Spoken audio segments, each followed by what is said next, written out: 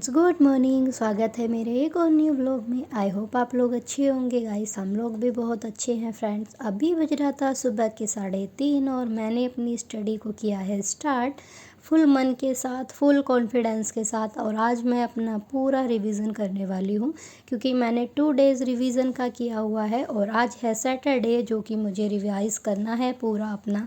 तो मैंने जितना इस वीक में पढ़ा था मैं सारे को रिवाइज़ करूँगी। और अभी मैं जो कर रही थी, अभी अंतर्राष्ट्रीय राजनीति के उपागम है जिसको मैं रिवाइज़ कर रही थी। और साथ में ही कुछ कुछ मैंने इस बुक से नहीं पढ़ा था ज़्यादा, तो मैं उसको हाईलाइट कर रही थी पॉइंट्स को, ताकि मैं अच्छे से उसको एक बार फिर से रिवाइज़ कर सकूं। और कोशिश करूंगी कि मैं इसे पूरा कंप्लीट कर सकूं।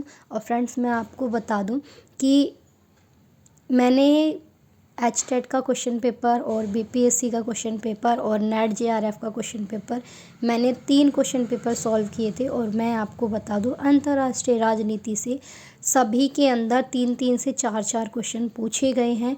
और अब की बार का जो नेट जेआरएफ का क्वेश्चन था, जो स्टूडेंट एग्ज़ाम देकर आए हैं उन्होंने भी बताया है कि अंतर्राष्ट्रीय राजनीति के उपागम है जो यथार्थवाद और नव यथार्थवाद है, इससे 3 से 4 क्वेश्चन आए हैं एग्ज़ाम में। तो फ्रेंड्स, आप लोग इससे अंदाज़ा लगा सकते हो कि ये टॉपिक कितना इम्पोर्टेंट होने वाला है। और ऐसा नहीं है कि जो बुक में जो लैंग्वेज है उसी के अकॉर्डिंग क्वेश्चन पूछेगा। कुछ भी क्वेश्चन उतार चढ़ाव करके, उसमें बदलाव करके कुछ ना कुछ क्वेश्चन पूछ लेता है। जैसे पूछ लेगा कि नव यथार्थवाद में मूल्यों पर या तथ्यों पर किस पर जोर दिया था, इस तरह से उसमें बहुत सारे बदलाव करके क्वेश्चन पूछा जाता है। और आपको बता दूं कि बीपीएससी ट्री 3 में भी इससे 3 क्वेश्चन आए हैं, नव यथार्थवाद और यथार्थवाद से।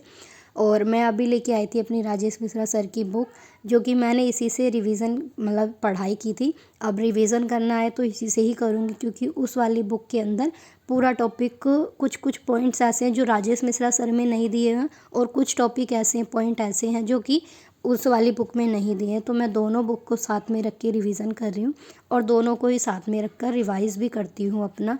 और फ्रेंड्स, शायद टाइम हो गया था 5:30 के आसपास का, तो थोड़ी देर मैंने योगा करा, अपना एक्सरसाइज करी थी। थोड़ी सी देर ही मैंने की थी, टाइम हो रहा था 5 बजे। और मैंने मुश्किल से 5 से 10 मिनट ही एक्सरसाइज की थी, क्योंकि ज़्यादा मैं नहीं कर पाती, पूरी बॉडी में पेन होने लगता है।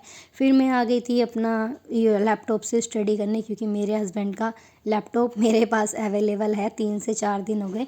और मैं आपको बता दूं कि मेरे हस्बैंड का लैपटॉप मेरे पास क्यों है, क्योंकि मेरे हस्बैंड की अभी तबीयत ना ख़राब चल रही है। और अभी मैंने बुधवार को उन्हें हॉस्पिटल लेकर गई थी। बहुत ज़्यादा दिक्कत हो गई थी, रात में काफ़ी दर्द हो रहा था, बहुत ज़्यादा पेन में थे, रोने लगे थे।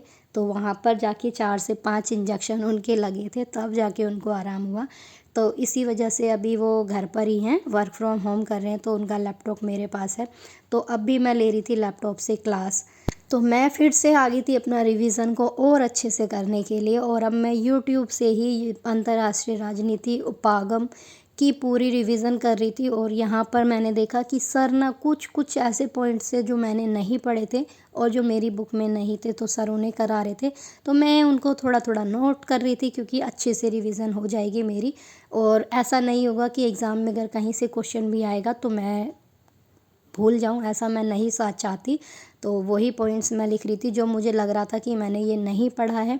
और यहाँ पर भी मेरी बहुत अच्छे से तैयारी हो गई थी इसमें, और मुझे ना बहुत अच्छा लग रहा था मुझे अपने आप को। और मैं ना सर के साथ साथ जवाब भी दे रही थी। और मैं आपको बताऊं फ्रेंड्स, मुझे ना इतना अच्छा फील होता है जब मैं कुछ पढ़ती हूँ और उसका मुझे किसी को जवाब देना होता है उसके बारे में, तो मुझे बहुत अच्छा लगता है। अपने अंदर ना मुझे एक अलग सा कॉन्फिडेंस आ जाता है कि हाँ, मैं अब कर सकती हूँ और मुझसे हो जाएगा। और मैं आशा करती हूँ कि आप लोग भी अपनी फुल स्टडी पर फोकस करें और ज़्यादा से ज़्यादा अपने स्टडी को टाइम दीजिए। और फ्रेंड्स, आप लोगों को एक न्यूज़ और देनी थी कि बीपीएससी ट्री 3 की आंसर की रिलीज़ हो गई है, 6 to 8 की सोशल साइंस की, जो कि आयोग ने अभी नहीं दी थी, उसको भी दे दिया है। और आपको बता दूं फ्रेंड्स कि उसमें भी 8 क्वेश्चन के आंसर चेंज हुए हैं बीपीएससी के द्वारा। और 9, 10, 11, 12 की आंसर की बोला गया है कि 26 सितंबर तक दी जाएगी। बस अब हमें अपनी आंसर की का इंतज़ार है। 9, 10, 11, 12 की आंसर की जल्दी से जल्दी दे दे।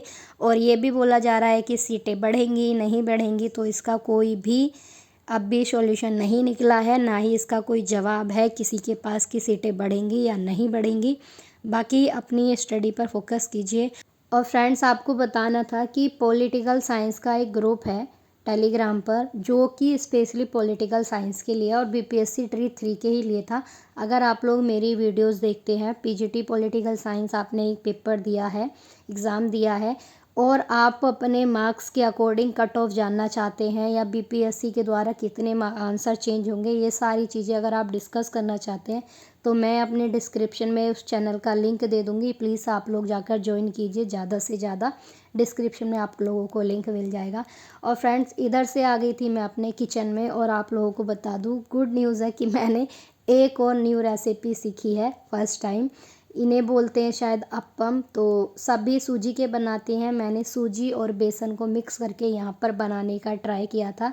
और ये है, इसमें टमाटर, प्याज, मिर्ची और थोड़ा सा मसाला डाल के मैंने ट्राई किया। और फिर मैंने इसमें ना लास्ट में तड़का लगाया, जो कि हमारे यहाँ बोलते हैं सरसों और चने की दाल का, क्योंकि मेरे पास कड़ी पत्ते का पेड़ था नहीं और कड़ी पत्ता भी नहीं था। तो मैंने इसका तड़का ला के जब मेरे हस्बैंड को दिया, तो मेरे हस्बैंड तो बस पूछो मत, वाह वाह करते रह गए इसको खाने के बाद। कहते हैं बहुत टेस्टी था।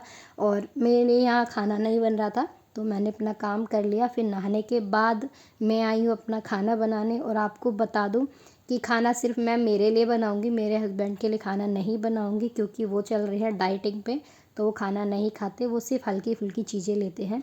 और फिर मैं आ गई हूँ दोबारा अपना पढ़ने के लिए। और मैं अभी आपको बता दूँ, जो मेरे को रिवीज़न करना था वो अभी इनकम्प्लीट है, तो मैं फिर से आई रिवीज़न करने।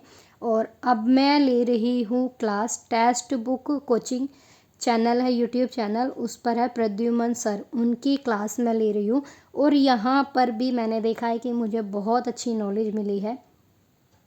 जैसे मैंने एक पेपर में क्वेश्चन भी पढ़ा था कि 30 वर्षीय युद्ध हुआ था, वो किससे संबंधित था, तो मुझे उसका जवाब नहीं था। तो मैं आई क्लास लेने, तो मुझे यहाँ लगा बहुत अच्छा। और मैं आपको रिकमेंड करूँगी कि आप अगर देख सकते हैं स्पेशली नेट जेआरएफ के लिए, तो आप यहाँ पर तैयारी कर सकते हैं। और मैं आपको बताऊँ फ्रेंड्स, मैं इनका कोर्स तो परचेज़ नहीं कर सकती। इनका क्या, मैं किसी का कोर्स परचेज़ नहीं कर सकती, क्योंकि मेरे पास इतने पैसे नहीं है कि मैं कोर्स परचेज़ कर पाऊँ। और इनका तो मैं बिल्कुल भी नहीं कर पाऊँगी, क्योंकि इनका जो कोर्स की फ़ीस है वो 7000 है, सिर्फ पॉलिटिकल साइंस की, तो मैं नहीं अफोर्ड कर पाऊँगी। और आपको बताऊँ फ्रेंड्स, मेरे टेलीग्राम चैनल पे ना बहुत सारे कमेंट आते हैं। कुछ कुछ लोग ऐसे भी आते हैं कि अगर आपको इन सर का कोर्स लेना है तो हम आपको आधे में बात कर देंगे, हम 5000 में बोल देंगे, 4000 में बात करा देंगे। तो प्लीज़ आप उनसे बच के रहना, क्योंकि मेरे पास भी फ्रॉड तरीके से बहुत सारे मैसेज आ चुके हैं, आप लोग भी ध्यान देना।